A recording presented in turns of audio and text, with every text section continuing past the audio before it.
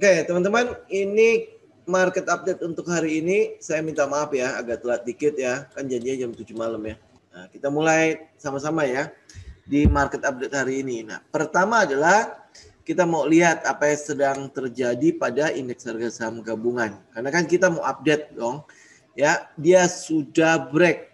Jadi sudah break di minggu inilah ya. Kita melihat bahwa indeks harga saham gabungan akhirnya yang kita tunggu itu dia berhasil break dari trendline ini. Dia break dengan sebuah candle yang cukup besar. Kalau ada volume sih mungkin harusnya juga volumenya seberapa gede kita nggak tahu ya. Tapi yang terjadi sekarang ini sebenarnya adalah sebuah permainan yang buat saya itu bukanlah sesuatu yang menyenangkan ya. Dia mau build up power atau enggak ya kita nggak tahu juga. Tapi yang kita lihat adalah di 3 hari candle itu, 3 hari candle ini kalau kita gabungkan jadi satu, itu artinya apa? Itu artinya dia membentuk doji di situ. Jadi hari kemarin naik, terus pas penutupan hari Jumat turun lagi. Tapi turunnya dengan shadow, ya turunnya dengan shadow di area bawah sini. Itu kan membuat kita menjadi berharap-harap ya besok dia mungkin akan mantul, minggu depan dia akan mantul ya, ada peluang seperti itu. Tapi yang kita lihat adalah gini, satu yang 5.730 ya kan, kita dari kemarin tuh menanti di 5.880, akhirnya udah jebol kan. Begitu jebol, nah kita melihat sekarang adalah 5731 ini. 5731 ini support dari mana ya? Support dari weekly ya, support dari weekly. Lihat teman-teman ya, support weekly yang terjadi sebelumnya nih. Itu pun adalah hanya shadow-nya. Jadi dia turun sampai ke bawah terus mantul kan. Apakah ini akan cukup kuat karena dia weekly kan? Apakah ini akan cukup kuat untuk menahan pergerakan dari indeks harga saham gabungan? Yang kita lihat sekarang adalah cukup kuat atau tidak itu berdasarkan data lapangan. Ya, nah data lapangan yang sekarang yang sedang dinanti oleh pasar, yang sedang ditunggu-tunggu oleh pasar adalah data COVID. Data COVID ya, kemarin teman-teman udah lihat, mungkin udah baca beritanya juga. Kalau Pak Jokowi bilang kemungkinan besar dalam 1-2 minggu ke depan datanya akan keluar. Apakah akan terjadi lonjakan atau tidak? Lonjakan sih pasti akan terjadi ya. Cuman yang kita mau tunggu itu adalah lonjakannya seberapa hebat sih?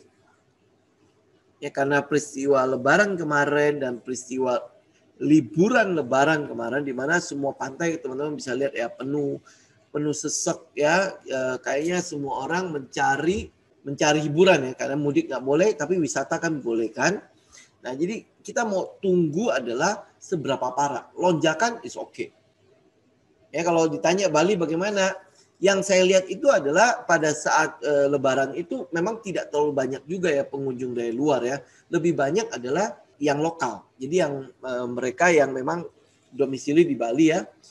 Sama kalau teman-teman pergi ke Sanur itu juga full, itu juga penuh ya. Jadi pantai-pantai lokal lah ya, pantai-pantai lokal yang memang sering dikunjungi oleh orang lokal. Nah mungkin lagi ya, yang kedua adalah di Bali kita nggak lihat ada penumpukan, mungkin karena sekelilingnya adalah pantai. Jadi kalau di sana ramai ya mungkin mereka bisa ke tempat lain kan. Ya kita nggak tahu. Tapi ya tinggal tunggu aja bagaimana datanya yang ada. Nah data ini yang mau kita tunggu itu apa? Data ini adalah yang kita mau tunggu adalah lonjakannya seberapa hebat sih. Kalau lonjakannya itu mungkin sama dengan yang dulu kan sekitar 12.000 sampai 15.000-an ya. Kita lihat yang dulu ya. Kalau memang baru segitu, kita masih sanggup untuk menghandle-nya. Ya maksudnya kalau nggak sampai ke India. Kalau kayak India kan ya berarti udah kolaps beneran kan. Kalau masih kayak dulu, kita masih sanggup untuk menghadapinya. Ya yang jadi masalah kita adalah yang dulu kan sekitar berapa ya, daily cash-nya adalah 12.000, 14.000 sampai ya sekitar 15.000 lah itu maksimal kan. Kalau dia ngelonjak sampai ke arah sini ya kita masih sanggup lah menghandle-nya kan.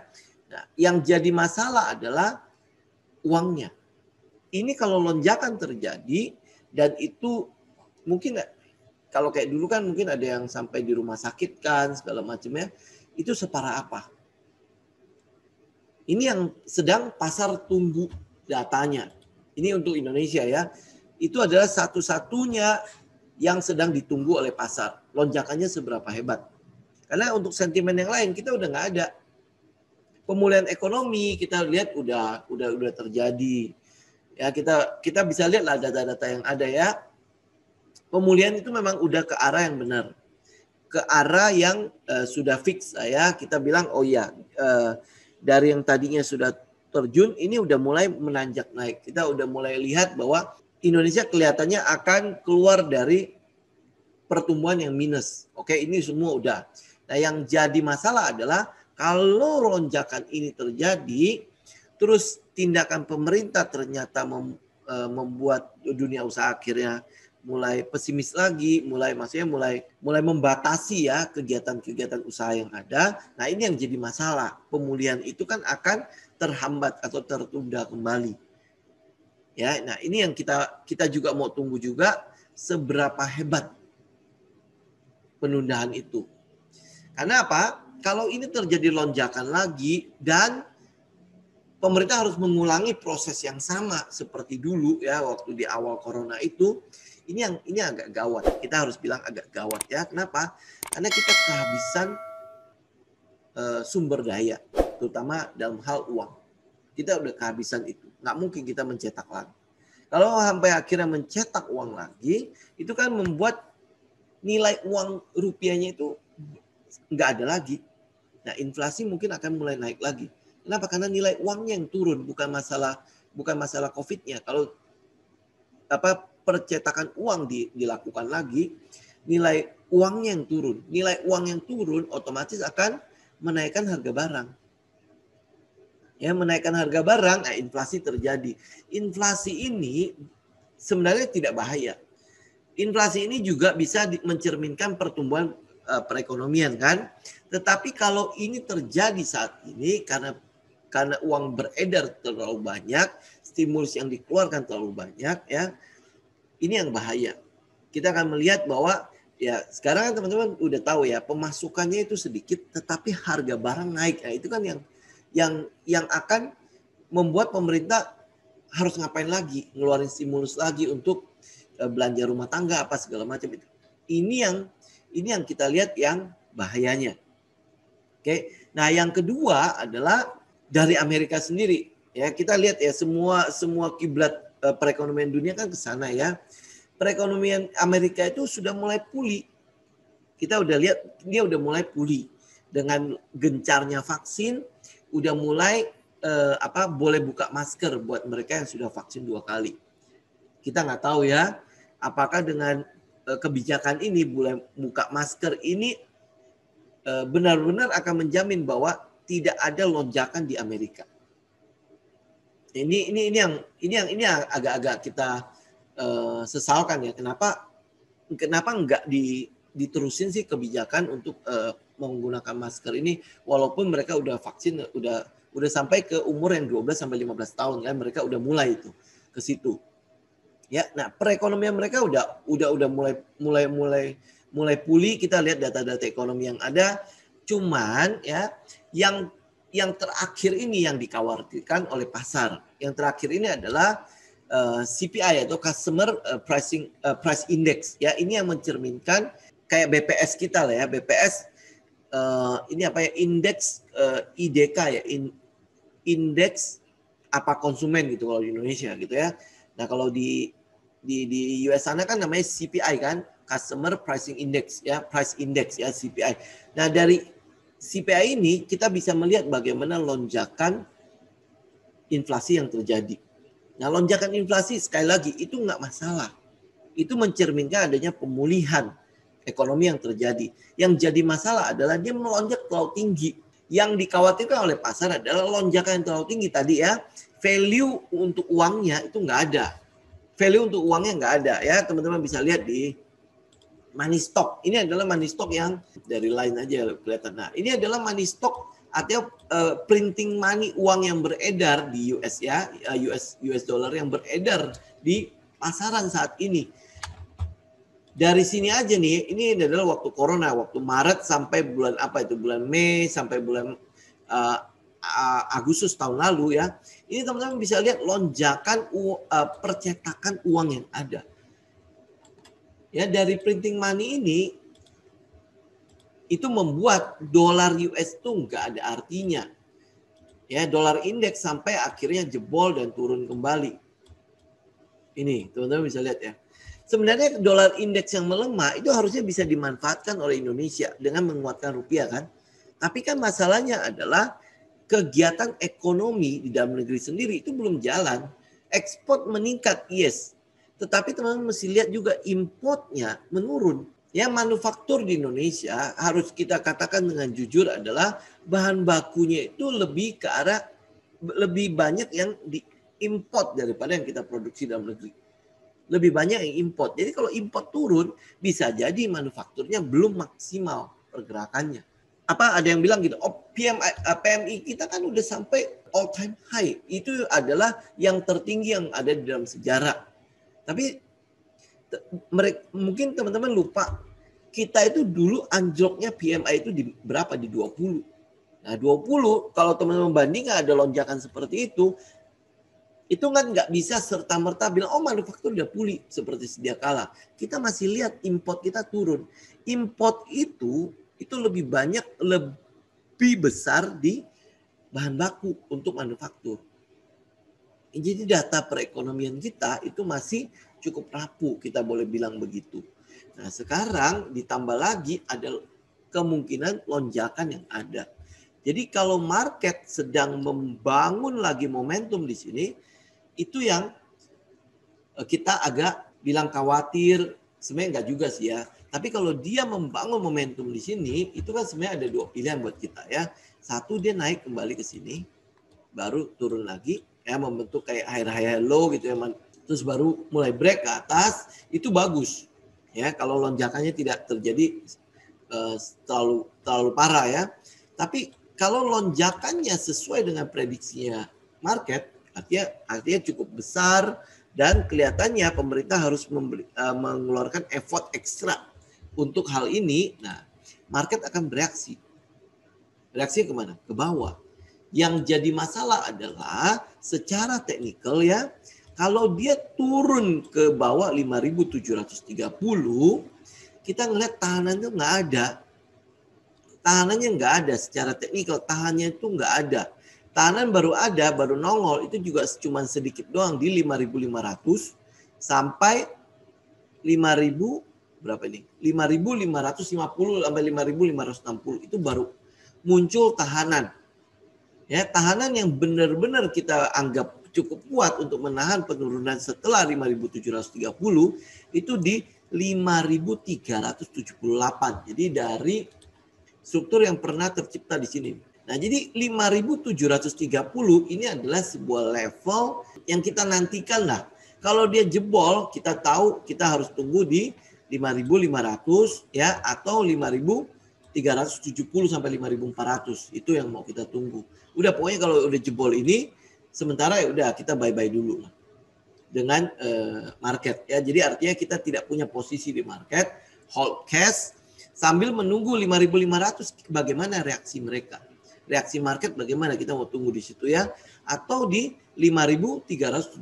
Kalau di sini dia reaksinya cuma sebentar doang terus habis itu jebol ke bawah ya. Nah, itu lebih baik kita tunggu di sini di 5.370.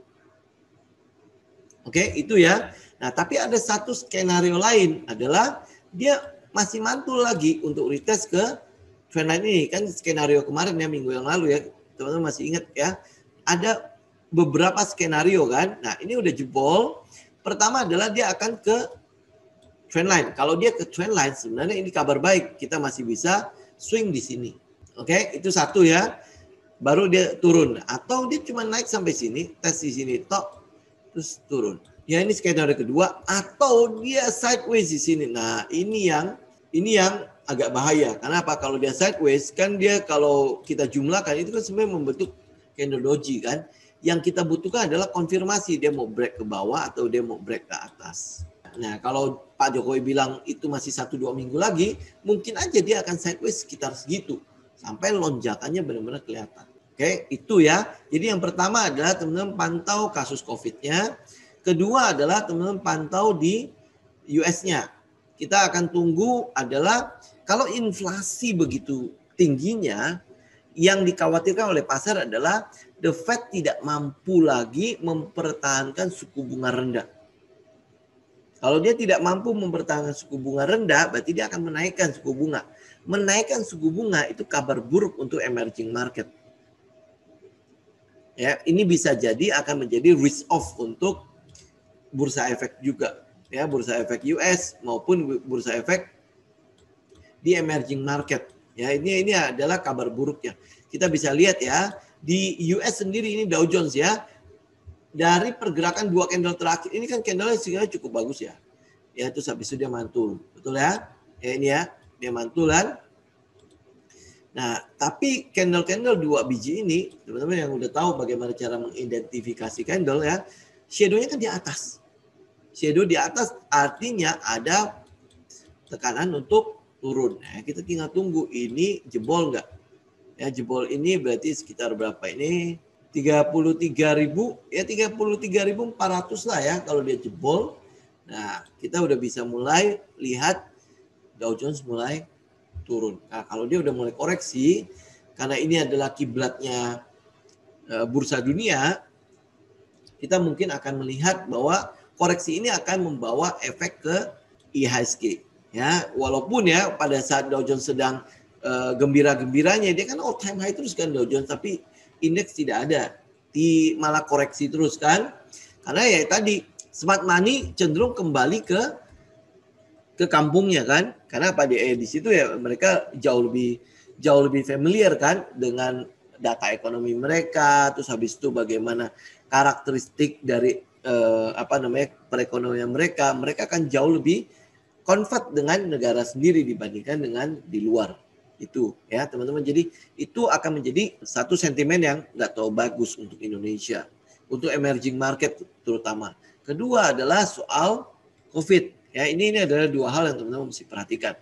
Jadi secara teknikal 5.730 teman-teman perhatikan itu, kalau jebol udah kita lebih baik tidak ada posisi dulu.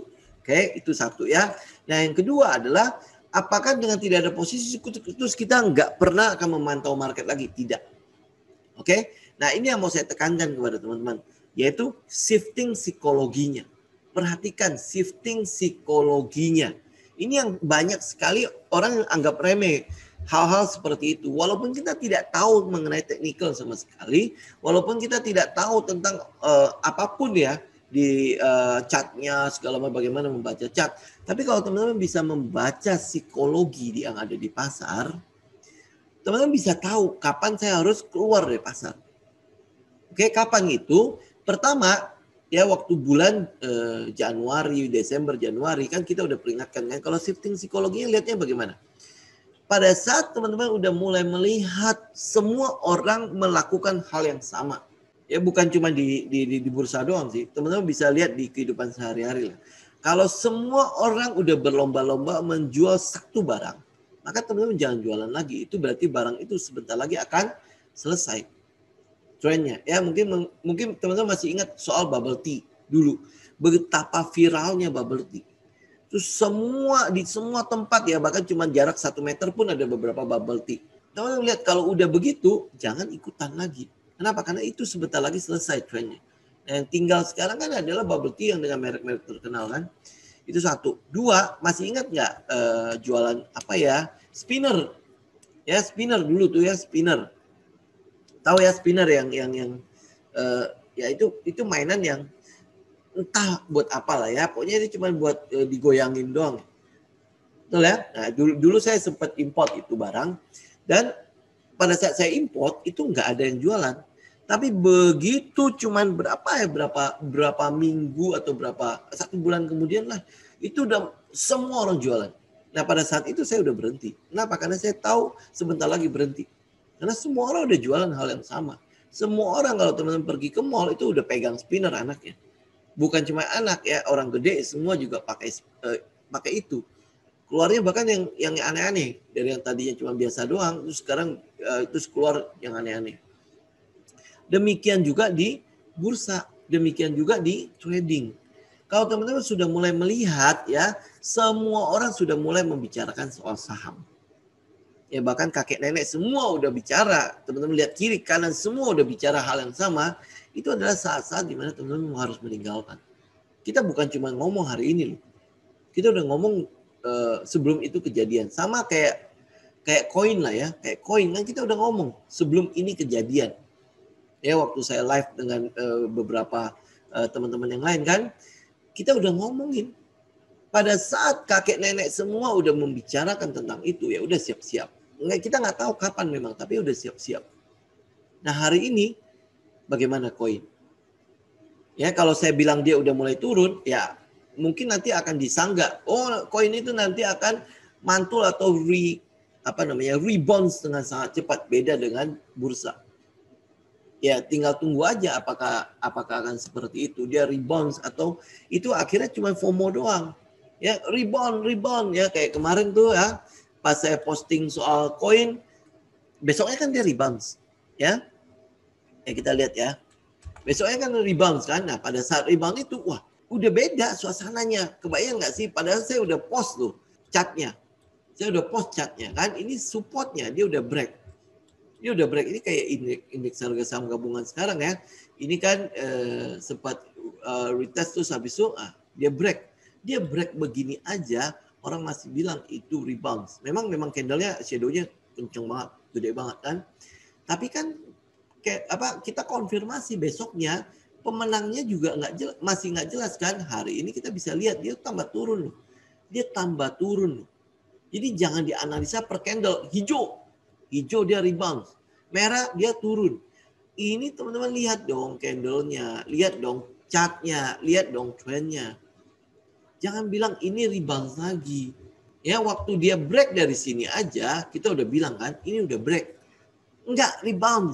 Ya rebound naik, tapi ini kan sebuah price action kan, ya dia tiba-tiba break, ini udah selesai sebenarnya, terus dia break turun, ya udah turun sebanyak itu pun gara-gara candle ini, gara-gara satu candle ini nih, ya dia bilang oke, rebound, kenapa? Karena shadownya di bawah, bodinya di atas, dan perbandingan shadow sama body, ya katanya shadownya itu lebih gede daripada bodinya. Sehingga ini menjadi sebuah konfirmasi bahwa dia akan rebound. Ya, munculnya satu candle itu harus dikonfirmasi candle berikutnya. Ini kan masih bertempur kan dia. Ya, dia masih bertempur kan. Kita mesti konfirmasi siapa yang menang. Nah, kalau candle berikutnya dia memang hijaunya itu panjang gede dan melewati candle yang kemarin, kita mungkin bisa bilang, oh iya dia rebound. Ini ya, saya cuma akan bahas ini sedikit doang. Tapi dengan dengan penurunan ini, saya nggak mau ngomong kehancuran ya. Nanti dia naik lagi, saya salah lagi. Nanti dia besok dia hijau. Nah. Ya.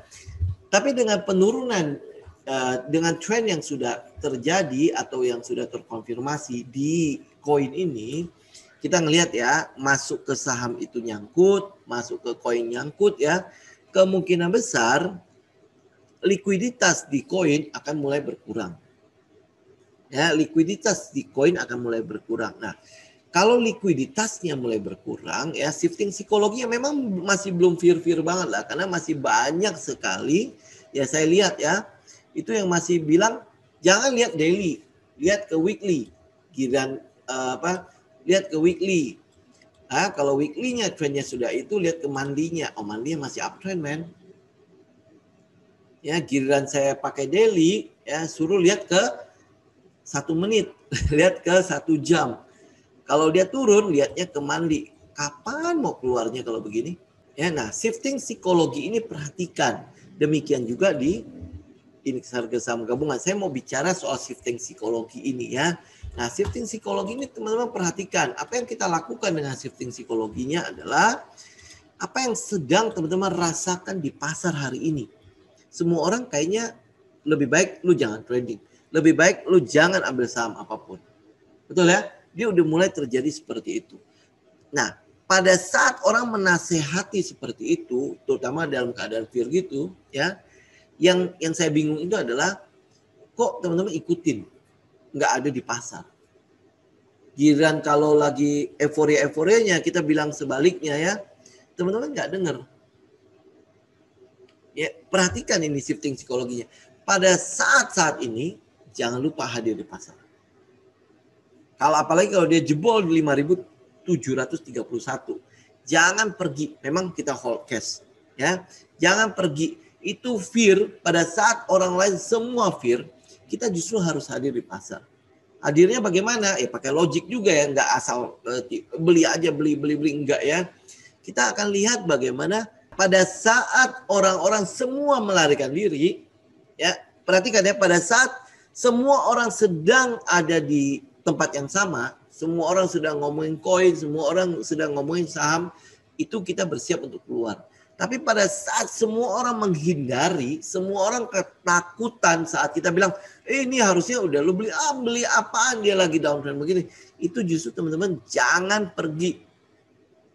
Kita harus be greedy when other is in a full mode ya. Jadi dia udah dalam keadaan stage-nya udah ketakutan. Justru itu adalah saat-saat dimana kita bisa mengambil harga-harga saham dalam keadaan diskon. Nah, bagaimana cara ngambilnya? Ya berarti tunggu dia di support, ya, tunggu dia ada di selling climax. Bagaimana dia akan selling climax? Pasti ada PS-nya, ya. Nah, ini tinggal menunggu saat itu. Nah, pada saat dia ada di climax, ya, kan kita bisa swing di situ ya, teman-teman bisa perhatikan lah cycle-nya. Kita bisa swing di sana, atau kita benar-benar udah menunggu sampai dia benar-benar di bottom. Dia mulai mantul, mulai bikin setup ya, entah itu base yang sangat singkat atau gimana ya, dia udah mulai bikin setup. Contoh misalnya kayak yang Maret kemarin ya, dia mulai bikin setup, nah, kayak gini-gini ya, ini namanya dia bikin setup ya. Terus habis itu apa yang kita lakukan? Nah, cari saham-saham yang ada di support. Mana yang kita bisa mulai beli. Karena kalau dia udah bikin setup, kita tahu banget kan di mana kita harus stop loss kan. Ya kalau di sini kan kita nggak tahu loh dia bottomnya di mana, walaupun PS-nya di atas sini. Ya ini kalau ada volumenya kita lebih enak ya lihatnya ya, ada stopping volumenya. Nah kalau dia udah bikin setup begini, ini adalah saat-saat teman-teman mulai cek saham-saham mana nih yang bisa kita koleksi untuk invest terutama. Oke, nah pada saat indeks ini mulai turun, hadirlah untuk beli saham-saham yang di blue chip. Apalagi kalau dia sampai ke 5.300 ya. Kita lihat nih saham-saham yang blue chipnya bagaimana. Ingat ya, indeks turun sampai ke arah dia udah mulai bikin setup kayak bottom gitu ya. Dia udah bikin setup ya. Nah, cek blue chipnya. Jangan cek lapis 3, lapis Surabaya dan lain sebagainya. Cek blue chipnya. Oke, perhatikan ya.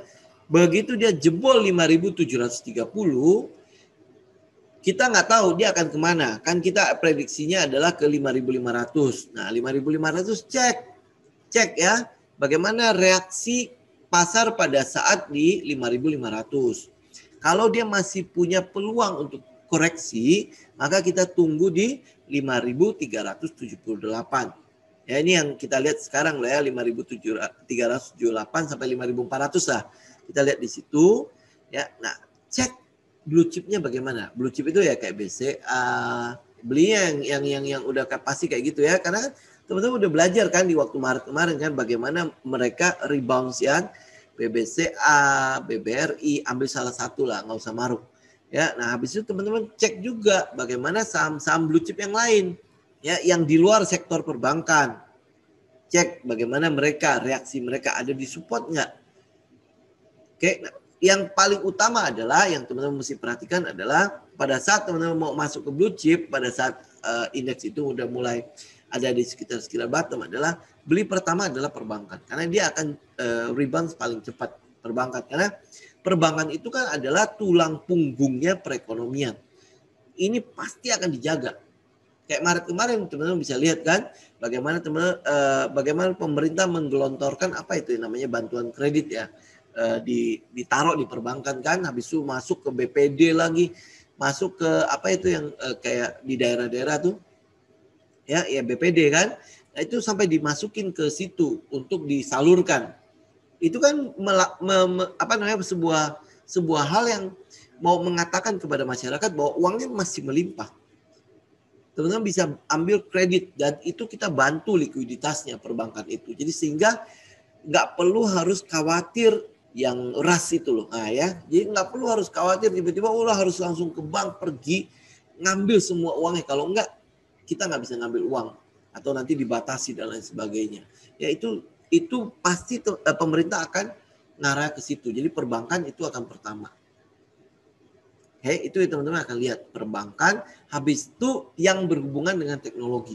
Itu udah pasti ya. Kenapa? Karena pandemi ini orang udah nggak bisa lepas dari itu. Itu satu. Kedua, kedepannya kita akan lihat memang teknologi itu akan sangat dibutuhkan. Nah, hal-hal yang berhubungan dengan teknologi ini, kalau di Indonesia kan memang saham teknologi nggak terlalu banyak ya. Nah, kita bisa lihat di telekomunikasi. Telekomunikasi, penyedia paket-paket data, itu pasti akan diincar. Nah, kalau itu masih diincar, berarti teman-teman masih bisa perhatikan juga adalah turunannya. Turunannya berarti yang tower lah, ya kan dia masih penyedia telekomunikasi kan, tower lah, terus media lah dan sebagainya. Ya, nanti kita nggak ngomongin itu dulu, tunggu sampai udah kejadian baru kita akan lihat saham-saham apa yang ada di sekitar itu. Ya, jadi ingat ya, itu pertama teman-teman perhatikan adalah soal COVID-nya. Kedua adalah soal bagaimana the Fed dia naikin suku bunga apa enggak. Karena indeks inflasinya tiba-tiba melonjak segitu besarnya. Ya, apakah kedepannya tidak akan ada inflasi seperti itu? Yang ketiga adalah perhatikan shifting psikologinya. Kalau ini udah dalam keadaan fear, jangan pergi. Justru kita harus stay di pasar. Stay itu dalam arti ya bukan berarti kita ngambil. Kita mau memantau saham-saham pilihannya kita. Pantauan kita kan nggak perlu harus dari jam 9 sampai jam 5 sore kan nggak perlu. Kan kita tinggal lihat sorenya bagaimana. Oh sore masih oke, masih sesuai skenario. Berarti ya udah tinggal ikutin aja. Pasarnya seperti apa yang kita mau. Ini kan ini skenario yang kita mau itu kan semua masih berjalan sesuai kan. Dari 5.880 jebol. Oke, udah jebol. Berarti apa? Tunggu di 5.730. Jebol enggak? Udah jebol, ya udah kita tunggu lagi. Tunggu lagi. Itu trading. Hanya menunggu sebuah momen yang tepat dengan risk yang kecil, rewardnya yang besar. Itu. Jadi kalau teman-teman nggak tahu bagaimana, ya pindahlah ke market yang lain yang bisa beli waktu dia turun atau beli juga waktu dia naik. Ya hanya itu aja. Karena kalau teman-teman ada di market dalam keadaan seperti ini, kan fear-nya cukup besar ya. Fear-nya cukup besar dengan sebuah trigger yang kecil aja, yang kecil doang ya, itu bisa menggerakkan harga turunnya itu dengan cepat, walaupun dengan volume yang kecil. Ya karena mereka fear kan, mereka fear. Nah, udah itu ya, teman-teman masih bisa lihat ya, yang data makroekonomi yang bareng sama Pak Kaisar itu, kita masih melihat adalah penggunaan margin di saham itu masih gede. Di Amerika juga sama kan, datanya kita udah lihat. Penggunaan margin di Indonesia juga masih cukup gede. Ya. Nah, penggunaan margin ini itu juga cukup berbahaya buat pasar. Karena kalau margin kebesaran tiba-tiba anjlok dan mereka nggak mau jual, nggak mau cut loss juga, kan terjadi for sale. Nah, kalau for sale, sekuritas kan nggak peduli dia mau naik mau turun, pokoknya gue jual aja. Nah sisanya dia tagih kan, kerugiannya dia tagih, dia tetap tagih kan. Ini yang teman-teman mesti cukup perhatikan untuk market update di minggu depan, di bulan Juni, apalagi ya Mei, Juni, Juli dan Agustus. Agustus itu udah pasti bulan paling jelek untuk kita melakukan trading ya. Teman-teman bisa lihat aja karena seasonal indeksnya ya. Agustus memang akan jadi bulan yang paling jelek. Apakah ini akan jelek dulu, terus Agustus mulai membaik ya? Kita nggak tahu. Kita tinggal menunggu aja skenario yang ada itu seperti apa. Oke? Ya ini ingat ya teman-teman ya, ini bukan untuk fear the market, enggak. Memang fear ada di market, yes. Ya, tetapi buat kita kan kita udah tahu ya, shifting psikologi itu ini adalah saat-saat di mana kita bisa hadir di pasar. Justru saat-saat beginilah kita harus pantau market. Jadi ada saham-saham pilihan yang sudah kita siapkan, apa yang kita lakukan. Kalau teman-teman hold cash, ya hold cash berarti kan siap-siap untuk beli di harga diskon. Kalau dia jebol malah. Dia jebol 5.730 itu udah di end. Kita udah say bye-bye dulu untuk bursa. Ya 5.730 karena ini adalah support dari weekly. Support dari weekly pun dia akhirnya jebol, ya udah. Karena dari minor ini aja ya, dari ini aja. Ini kan adalah udah downtrend. Kan dari sini ya teman-teman bisa lihat kan lower high-nya itu terbentuk terus. Ya lower high, lower high, lower high. Walaupun memang menyiksa sekali ya. Sampai sekian lama dia baru benar-benar menunjukkan pergerakannya. Terus habis itu ini di sini ya 5.730 di sekitar itu aja dia masih membangun base dulu loh. Enggak jebol aja gitu kan. Dia masih membangun kekuatan dulu di situ. Ya kita bisa lihat dari MACD-nya momentumnya itu membesar, momentum ke bawahnya itu membesar. Jadi makanya kenapa kita masih cukup yakin ya indeks masih bisa jebol ke 5.700. Ya kalau dia mantul ya udah skenario kita retest ke trendline. Retest ke trendline skenario itu ya. Tapi lebih baik sih saya sih lebih seneng ya. Kan dia lebih baik kan trendnya langsung terjadi ya. Kalau ini kan benar-benar menyiksa banget kan. Dia masih balik lagi, retest dulu trendline terus jebol lagi ke bawah. Itu kan cukup menyiksa. Ya kita nggak tahu apakah barang-barang yang dari si gajah-gajah udah selesai mereka jual apa enggak. Kalau enggak, mereka bisa jadi loh akan membuat retest dulu ke atas. Dan dia mancing kan kayak koin lah. Kan dia mancing dulu kan. Oh belum ini rebound. Nah, dinaikin lagi ke atas baru jebret ke bawah. Itu sih penyiksaan banget sih. Itu kita udah nunggu cukup lama kan. Itu. Nah, kalau untuk trading teman-teman mau trading di lapis 3, saya sih nggak gitu sarankan ya. Makanya saya lebih baik tidak melakukan, tidak memberikan trading ID ya. Walaupun cukup banyak sih sebenarnya kalau teman-teman lihat saham-saham yang blue chip ya. Kita lihat beberapa aja ya. Misalnya kayak BBCA, mereka udah mulai kayak bikin pantulan di situ. Ya lihat ya candle terakhirnya, shadow-shadownya kan di bawah. Terus misalnya kayak BBRI itu lebih ke arah chart pattern lagi. Ya di supportnya dia udah kayak seperti ya udah mulai mancing-mancing orang ya, tapi shadownya kan masih di atas semua ya. Ini apakah dia akan retest ke atas baru jebol, ini yang ya kalau dari indikator yang ada ya, lihat EMA-nya jebol turun, MACD-nya ini memang kelihatan momentumnya udah mulai mengecil untuk naik ke atas ya. Tetapi dia ada di bawah 0 garis MACD-nya. Itu kan berarti memang downtrend. Memang ada pantulan-pantulan yang ada di saham-saham blue chip inilah. Ya lihat, ini malah agak bagus ya, maksudnya untuk pattern-nya ya. Tapi dia apakah akan naik? Memang kita melihat satu ya, EMA 50-nya masih di atas ya, terus habis itu garis MACD-nya, momentumnya semua masih di bawah 0. Artinya memang masih cukup downtrend untuk pergerakan yang blue chip-nya. Pergerakan blue chip-nya kayak gini, bagaimana dengan saham-saham yang lapis 3? Nah, kalau lapis 3 mungkin ya udah pasti kita nggak akan rekomendasi ya, karena terlalu beresiko lah buat kita lah. Ya, nah, tapi ada beberapa saham-saham yang ada di minggu lalu, misalnya kayak TWR, dia masih sesuai skenario ya, dia masih naik. Ya masih membentuk pola yang kita mau. Terus misalnya kayak Antam, ya tapi kita masih bisa ada peluang untuk nunggu di bawah. Cuma ini pergerakannya momentumnya cukup besar ya ke bawah ya. Jadi teman-teman bisa perhatikan ini. Tapi dari emasnya dia masih uptrend. Emas ya, walaupun dia ada di resisten dari trendline ini, dari channelnya. Ya bisa jadi dia akan retest lagi ke bawah dulu. Makanya ini lihat candle-candle atas kan shadow mulai ada kan. Nah, dia bisa jadi retest ke sini dulu, habis itu baru dibawa naik lagi. Ya, kita tinggal tunggu bagaimana reaksi pasar melihat hal ini. Tapi saya mau tekankan ya, karena ini pas ada di emas ya, emas bisa naik, emas bisa jebol trennya turunnya.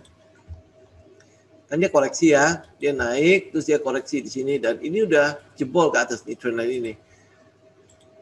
Ini karena di emas ya. Nah, teman-teman bisa lihat ya. Dia jebol ya. Kita kan mau tunggu ini apakah dia cuman false breakout atau enggak. Ya, indikator yang ada kita lihat ya, EMA 50-nya mengarah ke atas. Ya, MACD-nya pun masih cukup strong ke atasnya. Emas dalam keadaan uptrend, emas kembali uptrend ya.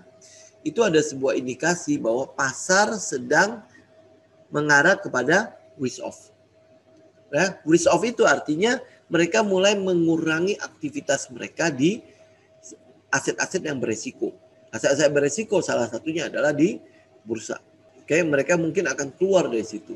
Nah, keluar dari situ konfirmasi untuk Dow Jones sendiri adalah tunggu dia jebol nih. Ya 3.360 ya jebol di situ lah, jebol trendline ini. Begitu dia jebol, nah udah kita confirm bahwa Dow Jones itu akan mulai mengarah ke bawah. Oke, dia akan koreksi karena memang udah waktunya juga, udah naik cukup lumayan ya pergerakannya karena stimulus didorong terus kan ke atas kan.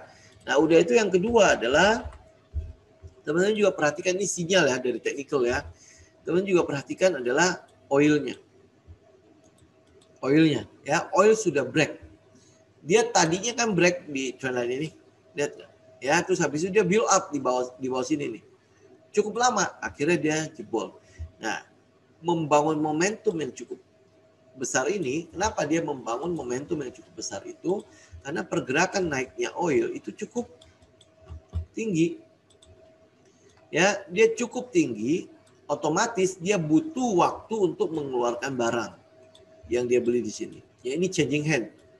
Di sini adalah area dia menukar barang. Jadi dari yang strong hand ke weak hand. Weak hand berarti ya kalau kita ngomong dari smart money kepada yang dumb money.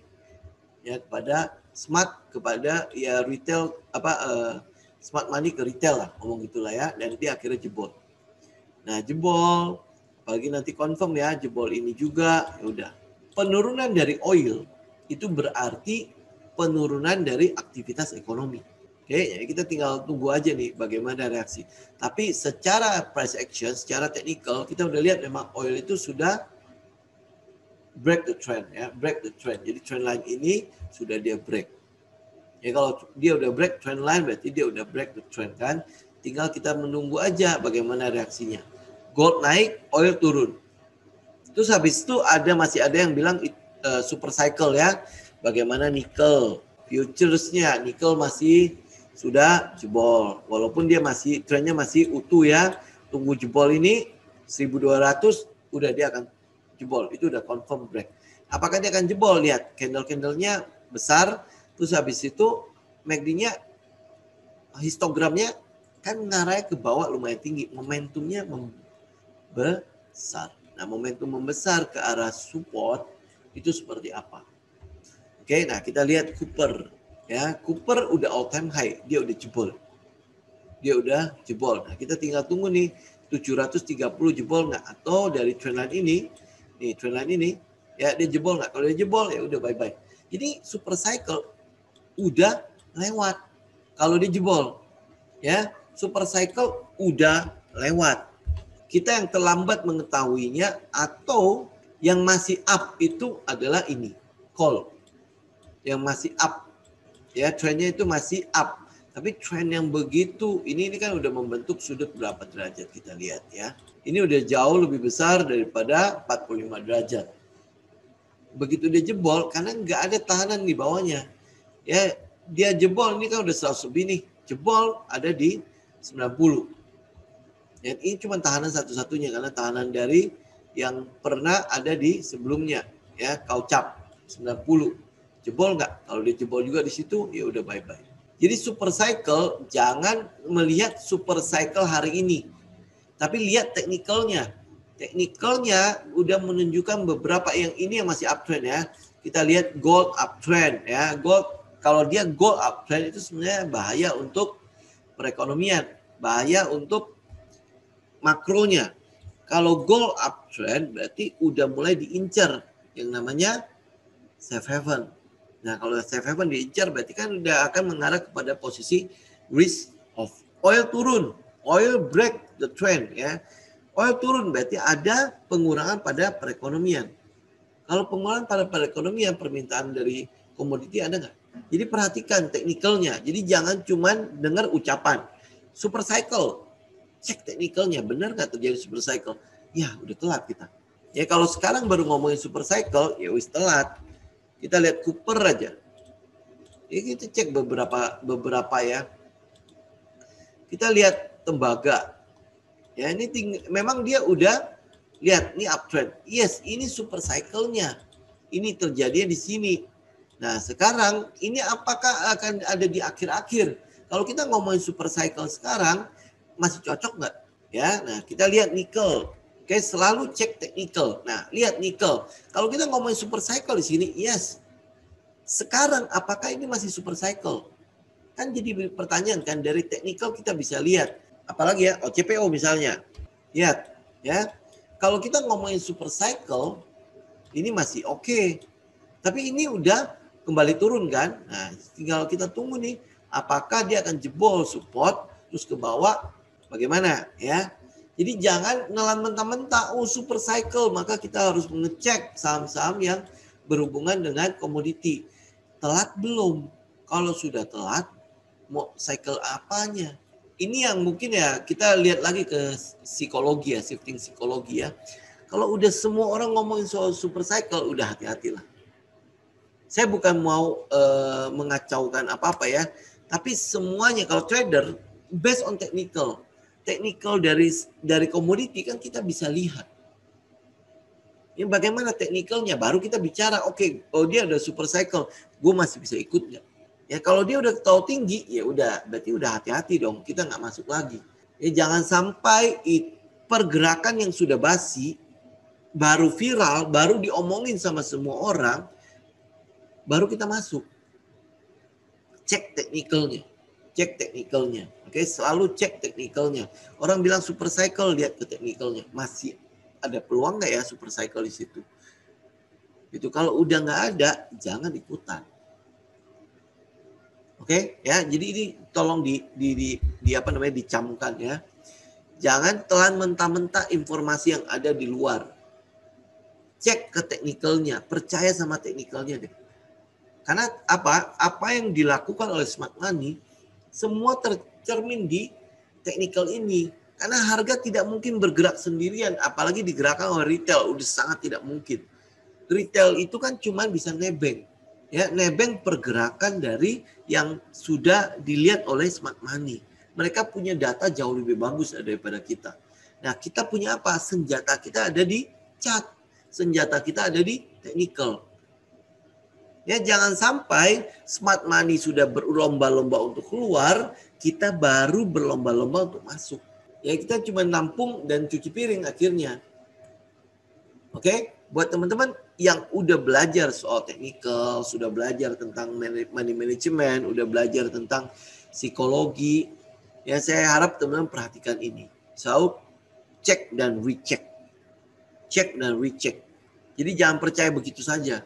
Ya, orang bilang super cycle, cek teknikalnya. Orang bilang koin lagi luar biasanya, cek teknikalnya. Ini masih bisa ada peluang nggak untuk kita masuk? Oh, udah nggak ada, jangan ikutan. Ya, orang bilang, oh lu harus trading di sini, pakai ini, pakai itu gitu ya. Cek. Semua cek dan recheck. Ya, sehingga kita tidak terjebak pada euforia yang ada, akhirnya cuman kebagian cuci piring. Ya, itu perhatikan ya teman-teman. Ini memang nggak ada hubungan soal teknikal, tapi itu hubungannya soal psikologi. Itu sebabnya kenapa dari sejak yang di kelas, habiskan masalah psikologi kamu itu sekarang agar kelar gitu loh. Kelarin semua masalah psikologinya. Wah, gua harus masuk apa enggak ya? Nah, itu tinggal kelarin semua itu. Oh, kenapa gue harus masuk? Oh, ini. Oke, checklist. Oke, masuk. Catat. Tinggal dievaluasi, di review. Gue masuk kecepatan. Kenapa ya gue masuk kecepatan ya? Ada yang perlu gue perbaiki enggak? Ya, kalau ada, maka lakukan adjustment. Habis itu mulai lagi. Ya, kalau soal technical, soal presection, udah begini saja. Gitu. Technicalnya udah pasti begini, setupnya udah pasti begini. Yang sekarang membedakan kita, ya, trader retail dengan trader yang profesional adalah masalah di psikologi dan bagaimana mereka menjaga yang namanya resiko. Masuk selalu dengan resiko yang kecil. Pada saat resikonya kecil, kita bisa ambil peluang di situ. Kenapa? Karena resikonya kecil. Kalaupun kena ya stop lossnya kita akan cuman dapat small loss, bukan big loss. Yang jadi masalah kadang-kadang adalah sudah tahu itu stop lossnya. Nanti dia akan mantul. Nah itu yang bahaya. Ya update-nya cukup jelas ya. Jadi kita perhatikan 3 hal. Pertama adalah pantau data COVID-nya. Yang kedua adalah bagaimana reaksi The Fed dari inflasi yang begitu meningkatnya ya. Kalau sampai dia, teman-teman bisa baca lah berita-berita, dia udah mulai mengarah kepada kelihatannya dia akan mulai menaikkan, ada peluang untuk menaikkan suku bunga.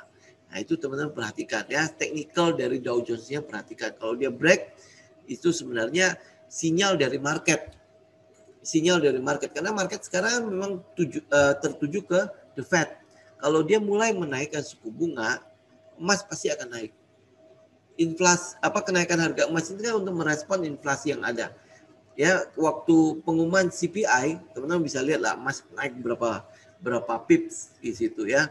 Itu memang luar biasa. Semalam aja teman-teman bisa dapat berapa pips di situ. Ya, mereka merespon itu. Nah, apakah respon ini akan diteruskan apa enggak ya? Memang pasar menunggu data bulan depan. Tapi data bulan depan itu bisa diikuti dengan The Fed Minute namanya ya. Jadi The Fed itu selalu akan melakukan pertemuan ya di sela-sela sebelum pertemuan besarnya dia. Itu biasanya mereka akan ada pidato-pidato. Nah dari pidato-pidato itu biasanya ada clue. Nah kita nggak perlu ikutin lah ya. Kita cukup lihat bagaimana berita-berita yang ada. Clue-nya seperti apa, ngarahnya kemana nih The Fed. Ya karena pasar Amerika, pasar dunia itu tertuju. Ini sekarang perhatiannya di The Fed. Kalau dia sampai menaikkan suku bunga, nah udah. Kita akan lihat kondisi risk off akan confirm terjadi. Ya, nah yang ketiga adalah soal shifting psikologinya. Di mana semua orang sudah fear, jangan pergi. Hold cash, yes. Yaitu adalah posisi tinggal menunggu di mana bottom dari si indeks harga saham gabungan. Dia bottom, dia mulai membentuk setup, dia mulai mantul membentuk setup di atas. Nah, kita mau lihat nih, ada saham-saham blue chip yang bisa kita kolek. Ya, terutama saham perbankan sama saham yang berhubungan dengan telekomunikasi. Itu dulu diambil. Oke, cukup jelas ya? Oke, nah kita akan ketemu lagi nanti di hari Senin minggu depan. Thank you teman-teman sudah bergabung. Selamat malam dan sampai ketemu lagi di kesempatan berikutnya.